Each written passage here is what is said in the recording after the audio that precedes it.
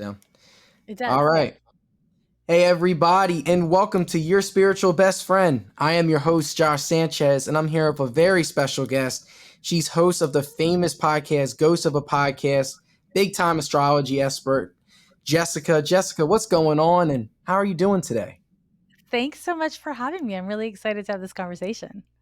Oh, definitely. I am too. It's great to meet other people that are very big on astrology and we'll get into all that fun stuff too, but I just first want to say how are you doing? What's going on? I am doing all right. I can definitely feel the eclipse energy building. We're recording this the day before the eclipse hits. And yeah, I can just feel like this classic Scorpio eclipse, like kind of that roiling emo energy. It's in the air. I'm into it. I'm into it. Yeah. Oh, definitely. I'm definitely feeling that energy as well. It's been in like an intense energy for me just because a Yeah. lot of stuff is building up. So I'm just Yeah. as you described it, I'm like, yeah, that makes sense. It definitely does. Yeah, yeah. um, It's a funny thing about those lunations is that build up feeling. You don't get them every lunation, but man, when it happens, it's just like it's emotional. Yeah. Definitely, definitely. But Jessica, just starting off our podcast, what are some things that you really are passionate towards, and what are some things that you really like to do for work? Mm. Um, my passion is what I do for work, so it's all kind of like one answer for me.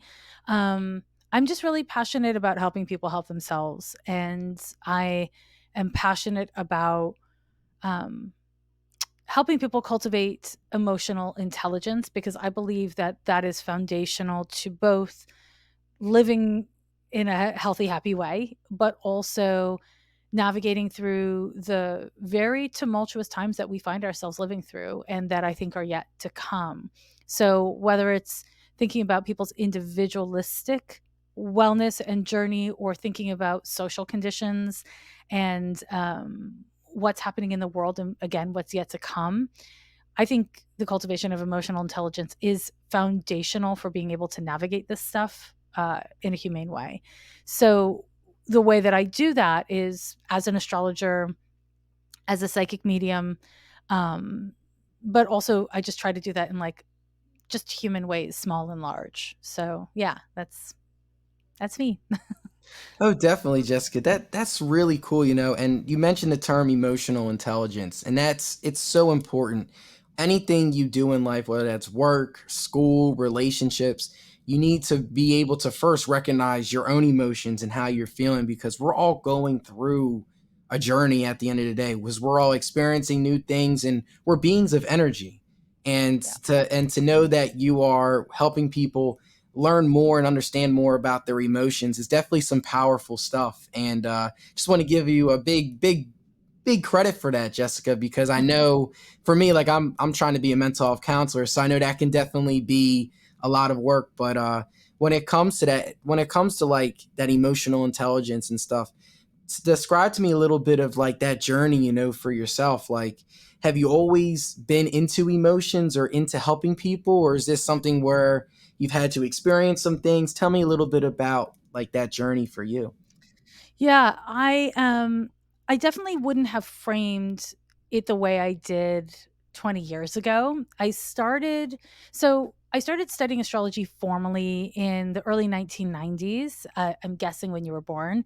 And I moved to San Francisco. I'm from Montreal, Quebec, and I moved to San Francisco in 1994 to be a professional astrologer. So I started studying and practicing in 94 in San Francisco. And I would say for the first decade of my practice and my studies in the Bay Area, I wasn't at all focused on emotional intelligence, even a little bit. I was focused on being a good astrologer and like being able to navigate, as you know, as an astrologer, like there's a bazillion details. And it's so hard to get to the place where you can not only assess all the details, but synthesize those details and then communicate them effectively and therapeutically to the client. And I've always been a counselor in the way I approach things. Not all astrologers are, but I am. And I've always had the intention to work with trauma and just real shit, and to give people um, usable tools on lots of levels. And what evolved for me over the course of many years of that is coming to clarity about what was the consistent stuff I've seen in my practice, right? Because in 99, I went full time as a consulting astrologer. And at that point, I was seeing, over the years, it was 4 to 6 clients a day, full time. So I've seen a lot of clients, and I've consulted with many people, and I have done some social work as well, just separate. Um, And really, as I kind of have worked with so many different kinds of people in so many different situations over the course of decades, I've had the opportunity to see what is in common. What is in common with people who are struggling? What is in common with people who are thriving? Um, and there's lots of things that are, in common with these groups. And then there's chance, right? And so my ambition doing what I do is not to give people perfect answers, because there are no perfect answers. It's not for me to help people to never have pain, because we all have pain. We all have struggles. In fact, I think that having the capacity to be in struggle or in pain and to not lose yourself, to not abandon yourself, is key. And again, that brings me back to emotional intelligence. And it was really when I saw what was coming, uh, previous to Trump's election, that things started to kind of solidify in a different way for me. And I started to shift my work from one-on-one work, just counseling people, to one-on-many work, which is what I do through the podcast. And that is when I started to present my work in a way that was not just about individual wellness and individual healing, but also collective wellness and collective healing. And it really took, for me, the technology to evolve, because I started my work before the internet, right? And so, because I'm old, so I started the work before the internet, and the only way to put any astrology content out there was to get a job with a magazine, and almost exclusively women's magazines. And those jobs were really hard to get. And then when you got them, you were writing for that publication. Like, that was the only way to get your work out there. And then when I was consulting with individuals, I do not feel that as a counselor and an astrologer, it's appropriate for me to bring my political viewpoints into somebody's consultation that they're paying for, unless they ask for it. And so it wasn't until the technology for podcasting existed and became accessible to somebody like me who's not technological, um, that I started to find a way to be able to both share therapeutic individual wellness stuff and my social and political take on things and views in general. And so it's been really all of these things together have solidified what you heard me say in a really succinct way of emotional intelligence is so important. Because the truth of the matter is, when shit hits the fan, as it is and as it will, it's when people tend to get the most individualistic, the most selfish, the most motivated by fear. And when those things occur, we feel entitled to turn our back on our neighbor. We feel entitled to other people. And that's the downfall of a society.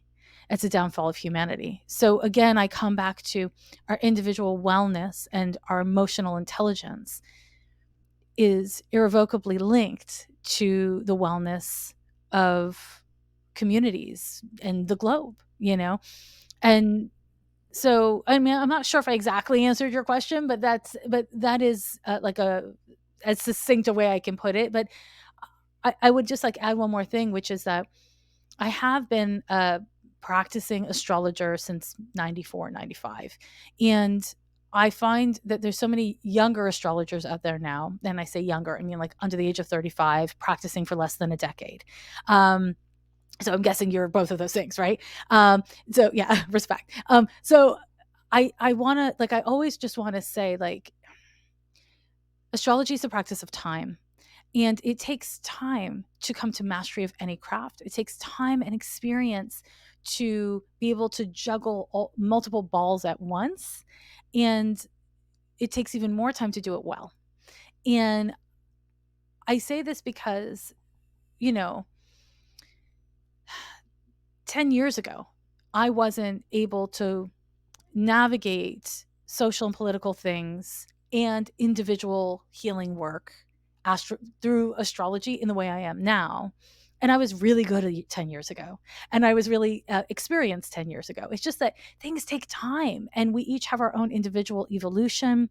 And I think with the world as it is, it's so easy for people to compare themselves to others, like to compare, yourself, your spiritual journey to somebody else's, your practice of astrology or whatever else to somebody else's. And I think it's really important that we remember that everyone's on their own timeline, everyone has their own journey. And I feel like it's also really important that I am explicit about how old I am, because it's it's really important if somebody's like, 28 years old, that they're not comparing themselves to a 48-year-old astrologer who's been doing it for 28 years. You know what I mean? Like, who's been like actually being a professional astrologer for 28 years. And I think that that is something that, like, I just always want to say when I'm on podcasts, because um learning how to be patient, I think, is a part of emotional intelligence, and it's also a part of successful practice of any craft, but especially astrology, which is literally the practice of time. It's a study and practice of time, right? So I'm just going to be Saturn right now, and that's what I'm going to say. Well, Jessica, first I want to say thank you for your openness to share your journey and the insights and so much you have learned over the years. Especially, like, one of the points that really stuck to me was, especially with astrology and anything in general, like, it takes time to learn everything and to master your craft. Like, I forget the famous saying. It's like you're not an expert until you've done something for like 10,000 hours 10,000 or something. hours. Yep. Yeah, yeah. Yeah. So, 10,000 so hours. Yep. like 10, you have 10,000 hours of learning something and studying something and practicing something in order for you to become a master at something. So that was really something that really stuck home. And also, you mentioned patience as a form of emotional intelligence, which is so important, especially now because of social media. I know for you, like, being in the field for so long, like, seeing how much social media has evolved, it's very easy to compare yourself to somebody that's deeper into the field, or you compare to someone else that's a little bit older, and you lose yourself when you're comparing yourself to other people. So those are the big things that really I took away from your answer, Jessica, and I really think it's spot on, and your insights for everything is pretty great. So thank you for sharing and being so open. My pleasure. Thanks for the good question. Of course. Now, just continuing a little bit, because I know you mentioned, like, you've been into astrology for quite a long time now. Like, just for like in the very beginning station, I'm gonna take you back a little bit to the very beginning days. Like, what really got you into astrology in the first place? I remember being like 5 years old, um, and talking about astrology. I remember, like in 1979, like very young, I was just like, I'm a Capricorn. That means I'm going to keep my wisdom teeth. I have no idea how I knew that Capricorn literally does govern teeth, and its ruling planet Saturn does govern wisdom teeth specifically. Um, and I still have all of them, knock on wood. But I always was really interested in astrology. And then for my 12th birthday, my mother bought me my first astrology book, and it was by this like supermarket astrologer called Sydney Omar, who was like, it was like back in the day, uh, every supermarket, at least in Canada where I'm from, but I think in the US as well, there'd be these like scrolls that you could buy. Like right now, you see like candy and magazines. Well, there used to be candy magazines and these horoscope scrolls, and they'd be like, all about your sign. And anyways, this guy Sydney Omar was the supermarket astrologer, And he had a book about Capricorn, and I was a Capricorn. So my mother bought it for me. I read it like a damn Bible. I was just like so obsessed with this book for years. And then where I'm from is Montreal, Quebec, and we have a different school system. So high school goes grades 7 to 11, and then there's a 2-year government funded college program. It's very cool, and it's called CSHEB. Anyways, I went to an alternative CSHEB. And so it was literally like in the attic of the conventional school downstairs. And in the conventional school, there was a teacher who taught psychology from a Jungian perspective. Well, in his private time, apparently he was an astrologer. And in the alternative school, he taught an introduction to astrology from a Jungian perspective. And I took that course and I was like, well, shit, this is what I'm going to do with my life. And then the next semester, he taught an intermediate course. And I was like, okay, and I'm moving to San Francisco. Like, that's what I'm doing. Like, I was just very clear that that's what I was going to do with my life. And I literally packed like a big backpack full of astrology books and a couple articles of clothing, and I got on a plane and I like never turned back. Um, and as soon as I got to San Francisco, I started looking around and I found, and again, you want to keep in mind, there's no internet. So there's no Googling, there was no blogs, there was no memes, there's none of this shit. It was books and humans, and that was it. And so I found something called the San Francisco Astrological Society, and it was run by a woman named Lene Van Horn, and she ran it out of her living room.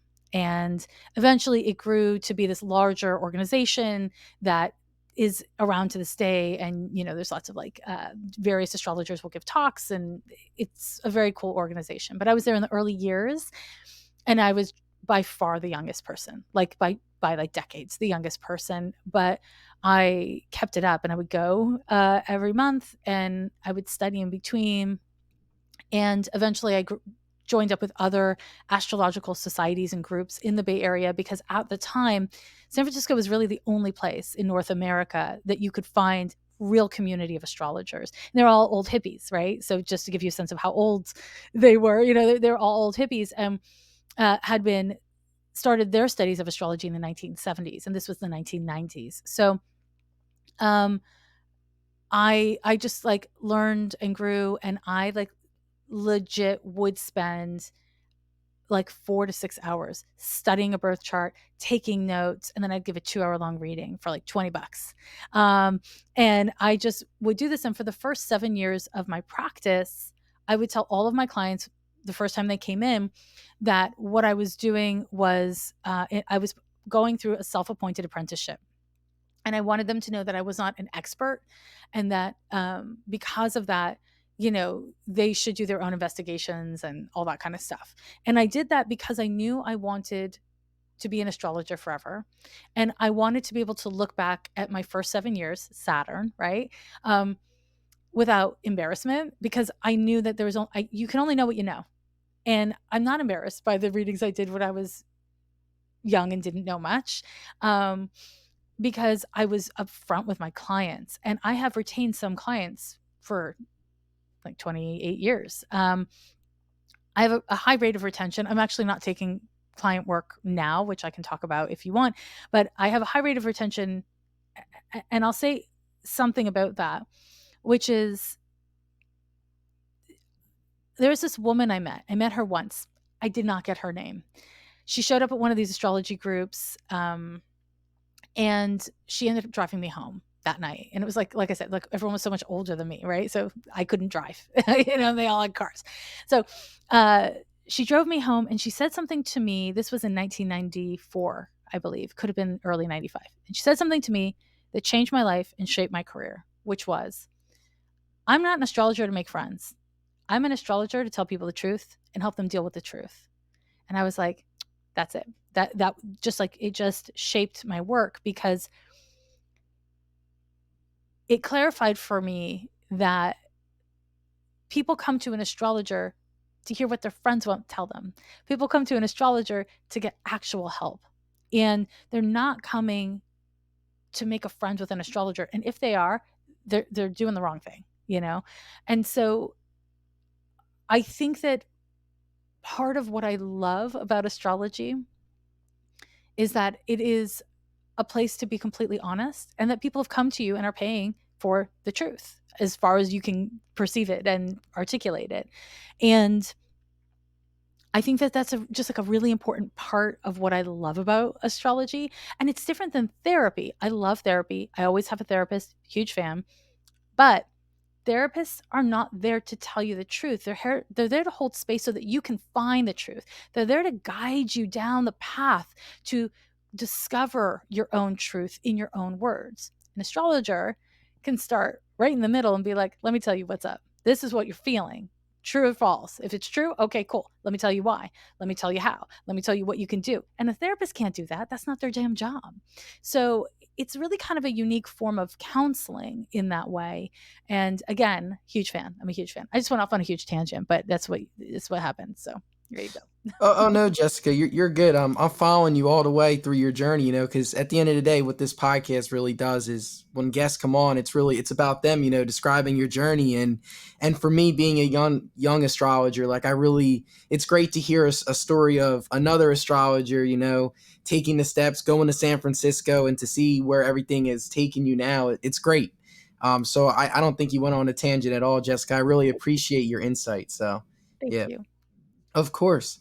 Now, like when it comes to reading charts specifically, I know you mentioned a lot about it is sort of like a counseling session, and I definitely feel the same way when I've done a couple of my friends' charts and families' charts. Like it turned out to be like really intimate, because it's like you're talking to them about them and what they've experienced.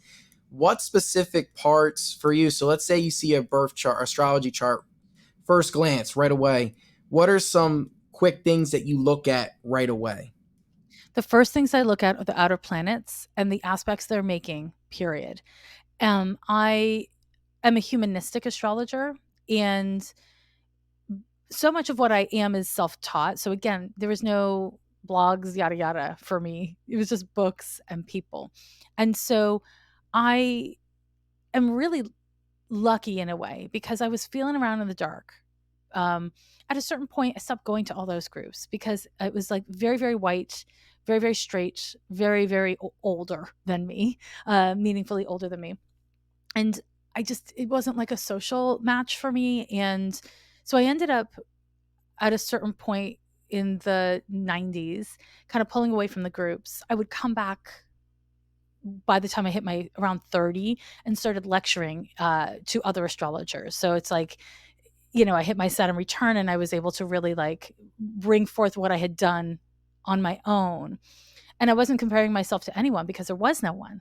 I didn't know anyone who was, again, it was a different world, different time. But I, wait, you asked me something and I went off on a tangent. Ground me back in.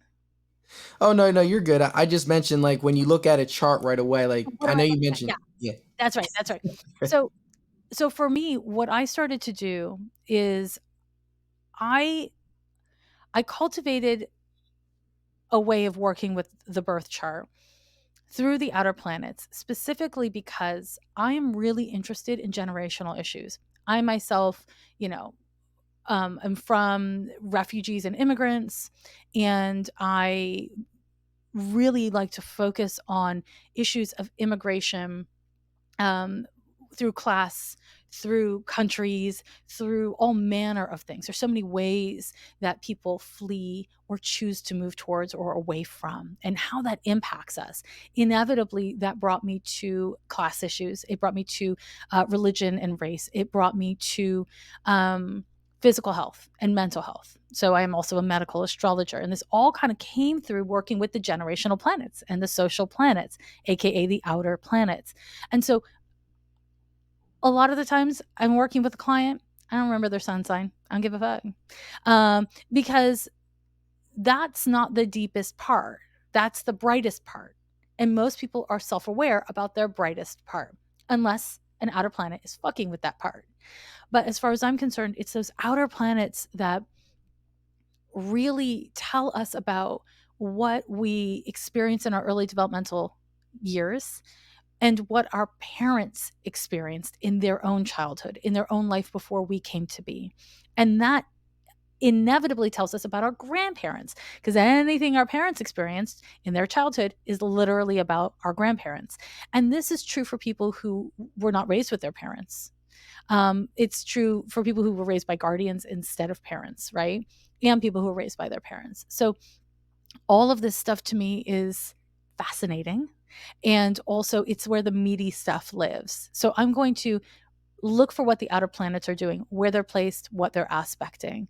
And before I open my big old mouth, I'm then going to look at their moon, their Mercury, their sun to identify how to most effectively communicate with my client. Because I can be the best astrologer in the world and say the truth. But if I say it in a way that shuts them down, hurts their feelings, bores them, it's not going to mean anything. And so, something that I used to do in my early years of practice, and this is ridiculous. And again, nobody would do this in the modern world, but I would study Mercury and I would say, what kind of pen is this person going to use? Because, I'm a Capricorn, so I made everyone take notes. I would say, what kind of pen are they going to use? And I would predict based on their Mercury placement what kind of pen they would use. And so I would offer them a pencil, a felt tip, a ballpoint. I throw in blue, I throw in black. I would give a red now and again. And I would try to predict what they'd use. And it's just such a silly, stupid thing. But even that's in the birth chart. And there's a reason why I could predict it. Like there is a reason why we make the choices we make. It's everything we do, small and large, is a reflection of something within us, right?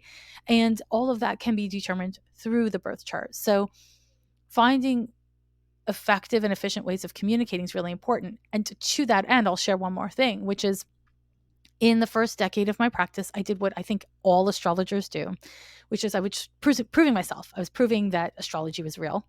I was proving that I was a good astrologer, like all that kind of stuff.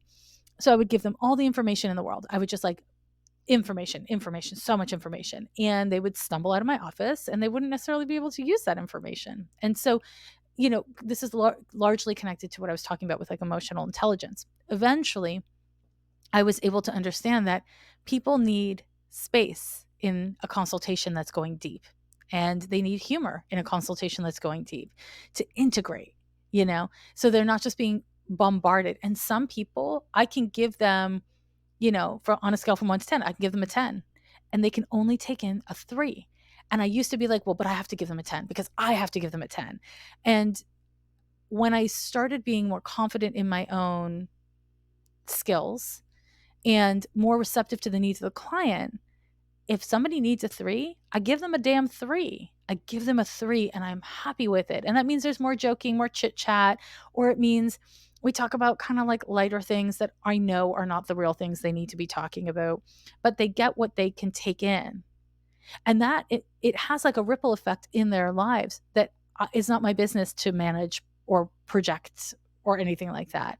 And I think to that end, it's really important to not be attached to being right, because a lot of times we give our clients what they need. And sometimes what they need is to be like, I hate that astrologer. That person's a jerk. I can't believe they said I have a problem with drinking. And, you look at their chart and it's like, oh, look, this person has massive problems with drinking. And then you ask them questions and they're like, yeah, I only black out a couple times a week. And you're like, that may be a problem. And they're like, no, I hate you. And you just got to let them hate you, because you never know if in 5 years when they choose to get sober, that this is one of the things that like added up to it. And I think as a therapist, as a social worker, as an astrologer, anyone who's like consulting and helping, it's important that we let people project onto us and not take it personally. And that requires having, again, emotional intelligence, a sense of self, and that we aren't trying to make friends with our clients. Oh yeah, Jessica, I completely agree. Because not only as an astrologer, but also as someone that's working towards being a counselor in the future as well, like people are going to come in with different needs, like some people, they just want to have a conversation just to feel listened, feel heard. For some people, you never know, because like we're beings of energy, and we're exchanging energy with one another. And like you said towards the end of your answer, like that, and your interaction with that one person could be the interaction that got them to start the change or got them to realize certain things. So you never know. So Yeah. Jessica, I really think that's a very important piece of advice, because especially for people that are trying to help other people, not trying to be their friends, it can be hard, because like you're having all these intimate conversations, and it can be very intense. And we got to be able to obviously have a good positive interaction, but we all have to realize, are we going too far being the ones that Mhm. are trying to help, because that can Yeah. happen sometimes too. So I yeah. I definitely agree with that. I see that a lot actually, and I would just kinda, like, throw in this idea of when you're counseling someone, you're really helping them, it is intimate, and it's an intimate relationship, but it's a one-way relationship because it's not like they can see into you the way that you see into them, whether it's because, you have a master's in psychology or because you're an astrologer. Different but similar. And I think it's really important to recognize that not all intimacy is equal. And while a relationship between a client and an astrologer can be profoundly intimate, like I have a sense of love and care and intimacy with many of my clients, maybe even most of my clients. It is not the same as friendship. Friendship is messier. Friendship is they know as much about me as I know about them. Friendship is not always so deep. Friendship's a little lighter sometimes. Sometimes it's way deeper, right? And I think it's about holding space for multiple kinds of intimacy in life, right? And being able to acknowledge like this is a kind of intimacy we don't talk about as a society. It's a kind of intimacy that a lot of people never get to experience. It's being present for someone's like deep shit and not just being a witness, being a participant and also not confusing that with romance or friendship because it's neither of those things. And when those things kind of get projected from the astrologer onto the client, the astrologer is no longer objective. Just like there's a reason why therapists aren't allowed to date or befriend their clients. It's because you're no longer objective. We need to hold space for our clients to project onto us because that is a therapeutic experience. And it's, I think, a really important one. Um, I would say that I have certain clients who would describe me as, a day person and others that would describe me as a night person. And that's partially because that's what they need to experience me as for their own therapeutic journey.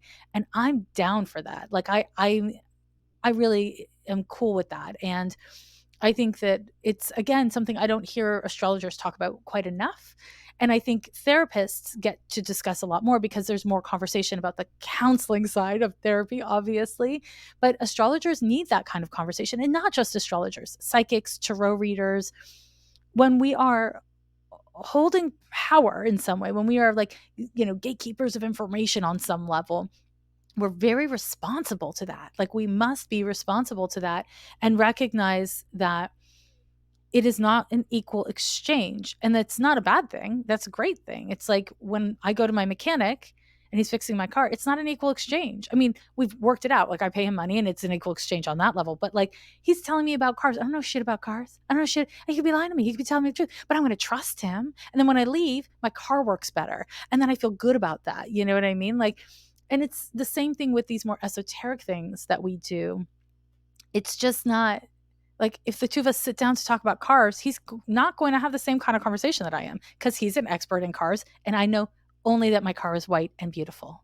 I mean, I know the brand, but like that's it. So I think that again, that's a really important thing for us to hold on to as practitioners, and I think talk about more as practitioners. Yeah, a lot of people want to be friends with their reader, and I think that's projection. And yeah, it's a risky thing. So it's something I'm always concerned with. Oh yeah, definitely. Like projection, I really like that term because as a practitioner, astrologer, tarot reader, anything like that, like if you're not doing the proper self-care for yourself, you're going to end up projecting whatever you're experiencing onto your client without even realizing it at all. And that's something where I'm in grad school right now. I've been taking a lot of classes that have really prioritized self-care. And that just leads me right to my next question for you, Jessica, like being a spiritual healer, astrologer, really helping people and all that stuff. What are some things that you recommend for people, other healers, when it comes to their own self-care? Mm. It's a great question.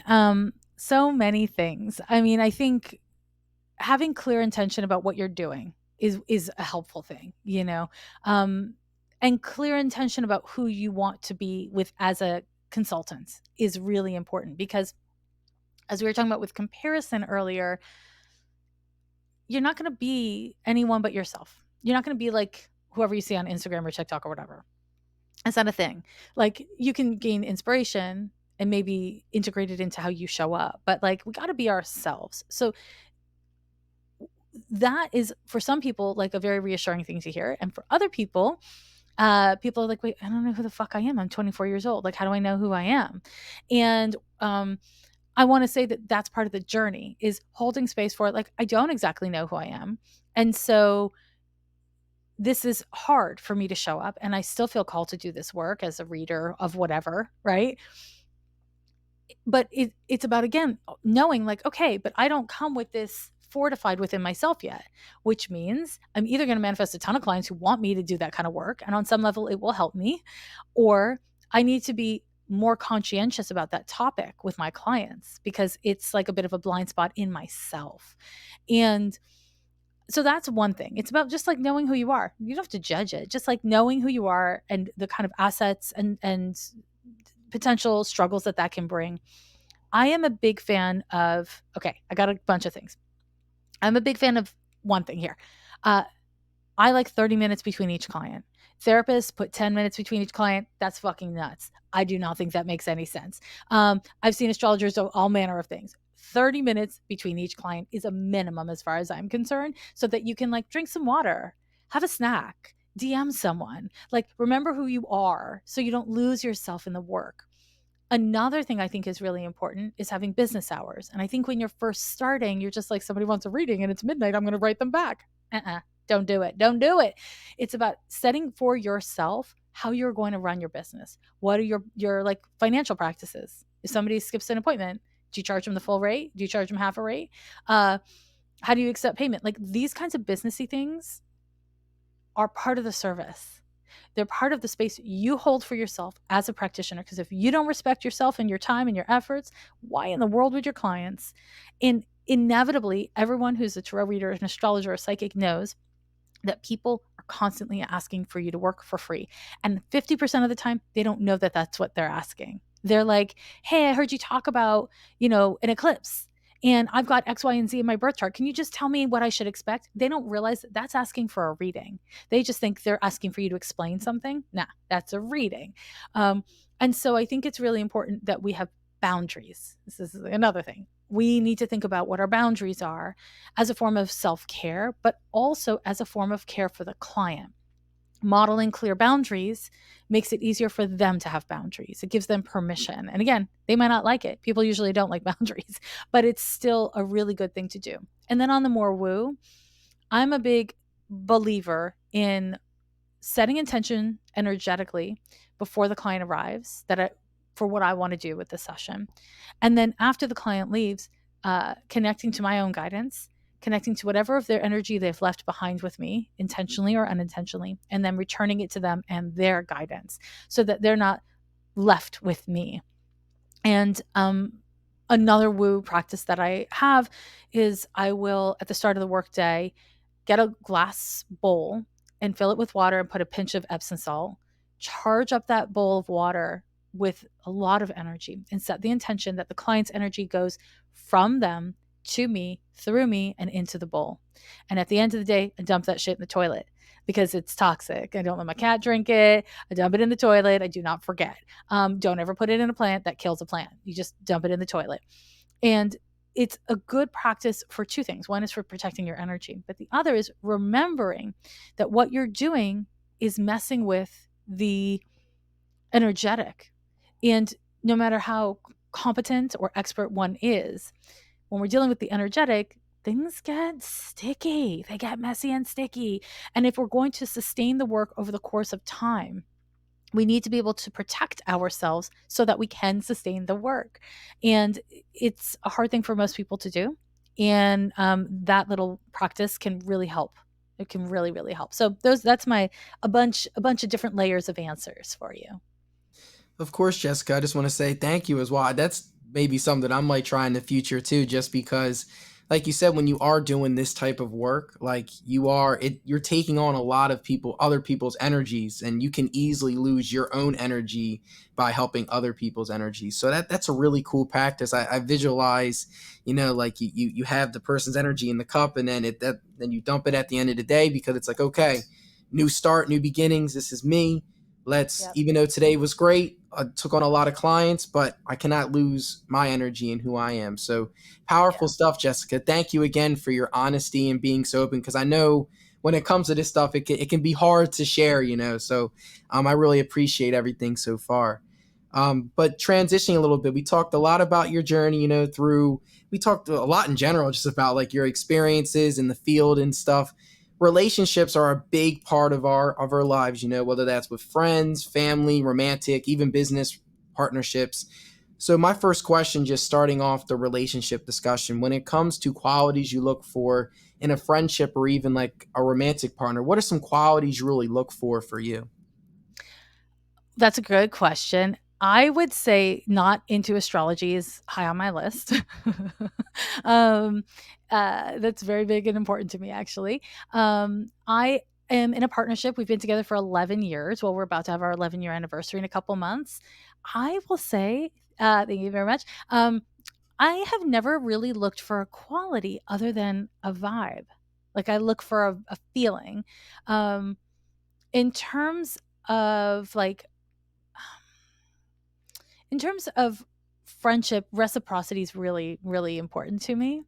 And I will say, like, as a rule, I never look at friends or people I'm dating's birth chart. Never. It's not my business. I'm out on the clock. And also, I think it's really, again, back to emotional intelligence, important that we leave space for people to reveal themselves to us and for us to do the emotional work of like stumbling through not knowing.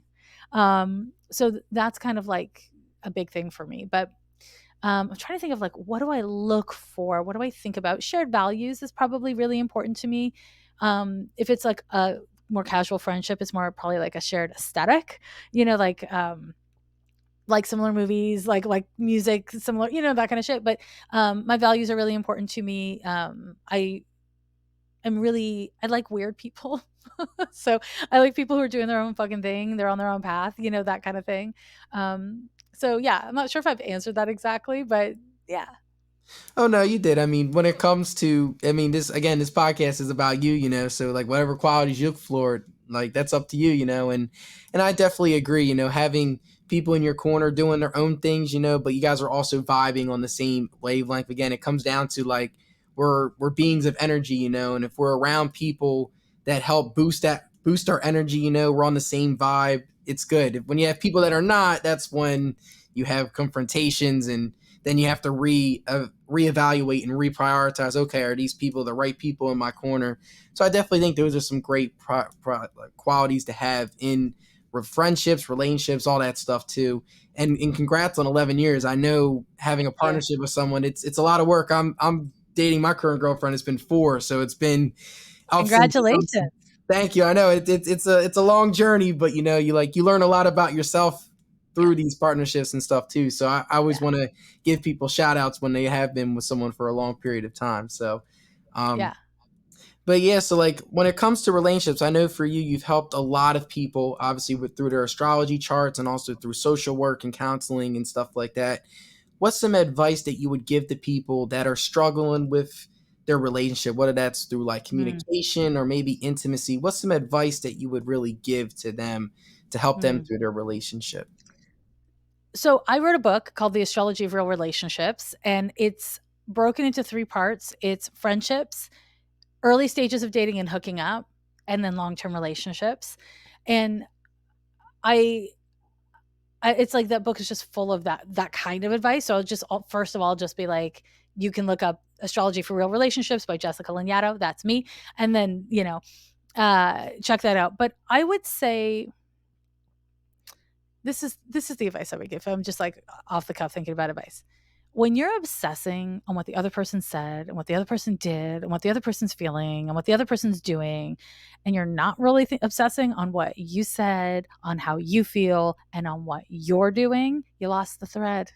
There's no success that ever comes interpersonally from fixating on other people to the exclusion of taking responsibility for you.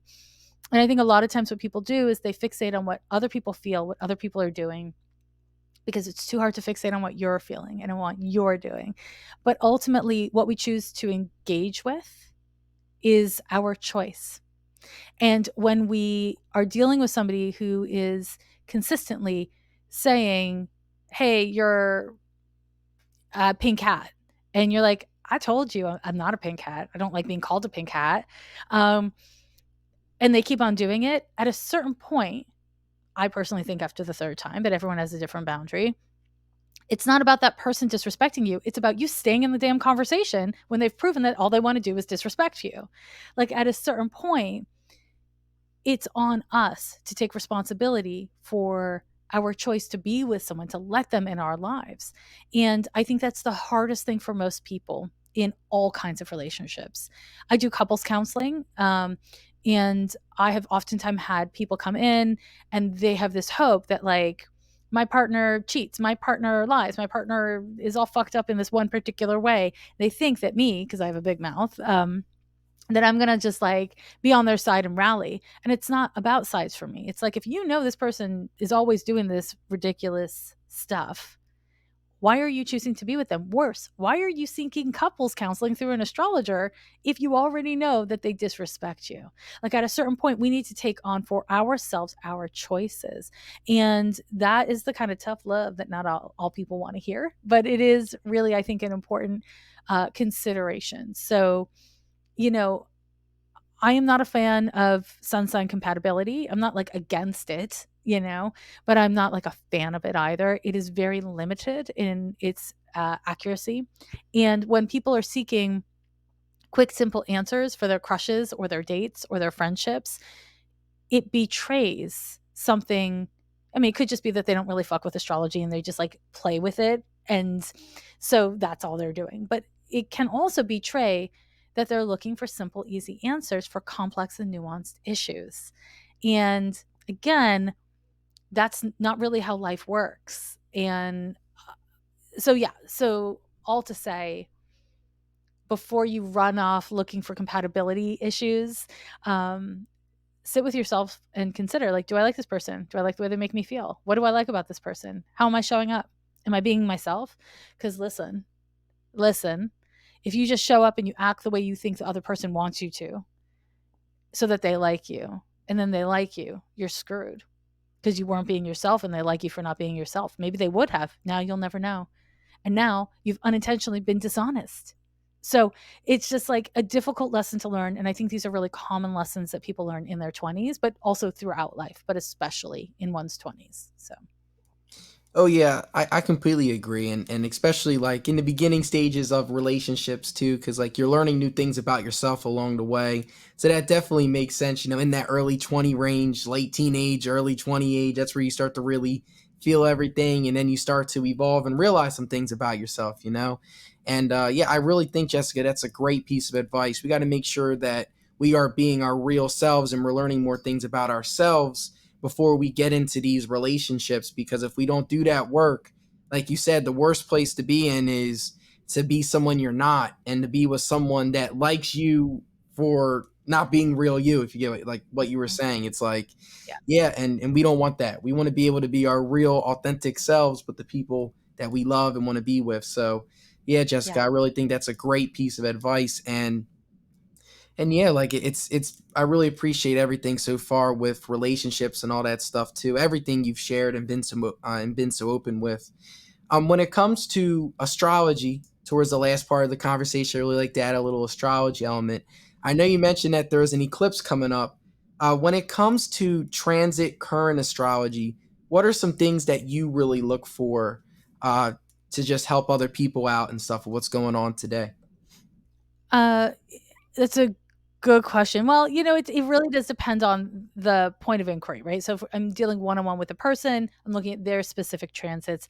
But if I'm looking at global issues, right? So something like the eclipse, it's affecting us as society, right? So a global society, but also like all our communities and all the ways that we have communities.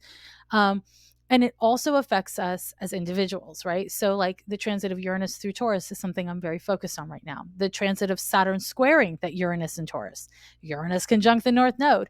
These things, yeah, I'm paying close attention. Jupiter moves back into Pisces until December.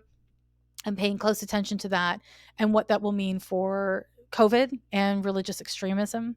When I look at the eclipses that are happening October 25th and November 8th, I think, early November, um, I think this is going to be an explosive eclipse season. I think that we're going to continue to see um, globally a lot happening. And it is like a human rights crisis.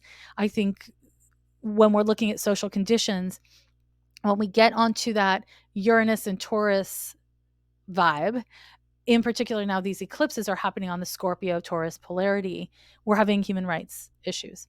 And that can be distilled to something that's happening in your personal life, but we can look at it on a lot of levels in all regions. And I am deeply concerned about that.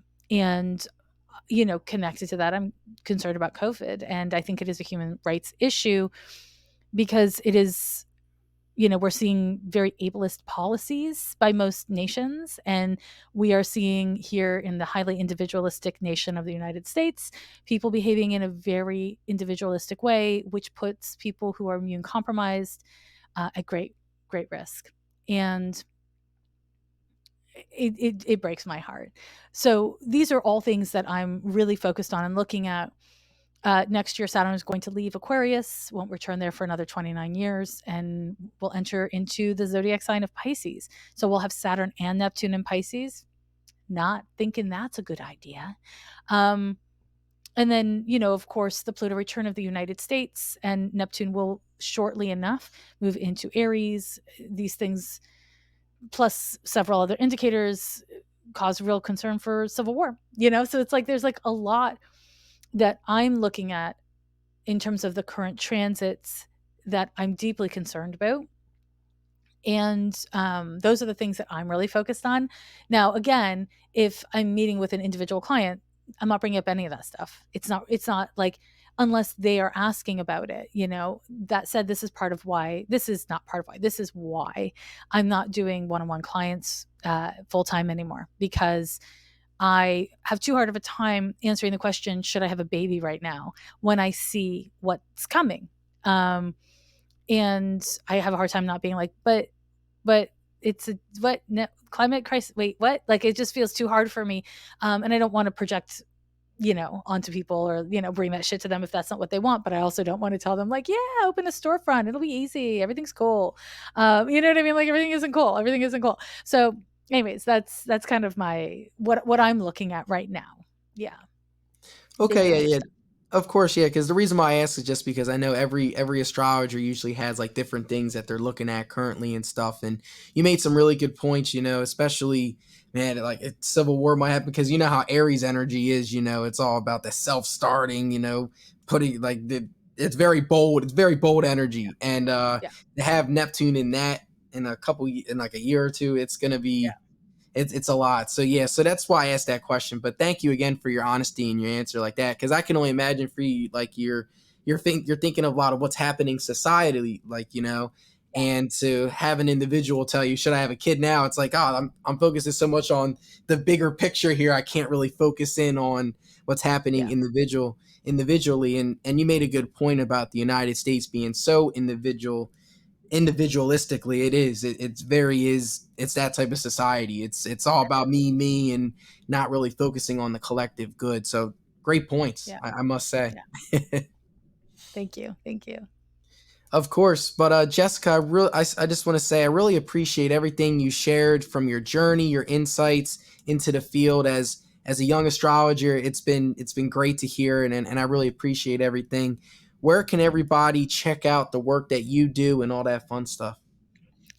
Okay, and thank you. It's been so wonderful chatting with you. I really appreciate your questions and just being here with you. So I am on the net, also known as the World Wide Web. You may have heard of it, it's the internet, but I prefer to call it the net.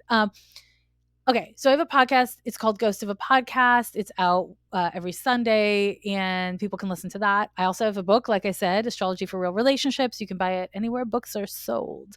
There's also an audiobook version. If you know, I feel like podcast people often want to listen to shit instead of read it. So there's an audiobook version as well. Although I would say at least look at it because it's very cute. Speaking of cute, I have a website. It's at lovelanyadoo.com.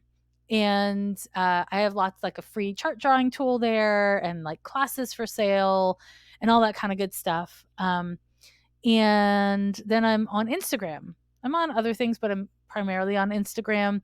And on Instagram, what I do is I make myself into a planet and I talk about the transits from the perspective of the planets. And it's fun. It's fun. So, yeah, those are some things. I feel like there's something I'm missing. Oh, I have an Astrologer's Pro tool, which I don't know if you knew about this, but it's called Astrology for Days, and it's basically it's a subscription. So, and it's web based. So, you doesn't matter if you have a Android or whatever Mac, and it charts all of the transits daily. It has an ephemeris in it, and it has a note taking tool in it. But it's like you can look at and you set it for whatever time zone you're in, but you just look at the day and it shows you the exact moment that all of the transits are exact for the day. So it's really, really helpful. It's like when I was a young astrologer, for the first decade, I had a paper day planner and I would write all the transits out by hand and it took forever and it was painstaking, but it helps you as an astrologer to like be like, yeah, I'm not going to take a meeting